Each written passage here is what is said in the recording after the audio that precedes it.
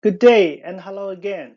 Today we are going to learn another Excel shortcut keys, Ctrl plus R, in just 1 minute.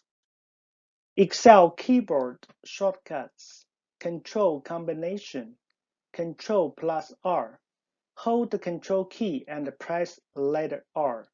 It uses the View Right command to copy the contents and format of the leftmost cell of a selected range into the cells to the right, as picture shown here. In Microsoft Excel and other spreadsheet programs, press Ctrl plus R fills the row cell to the right with the content of the selected cell.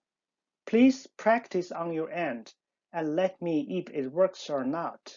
Until next time, thank you for watching. Please subscribe, like, and share with your friends and relatives.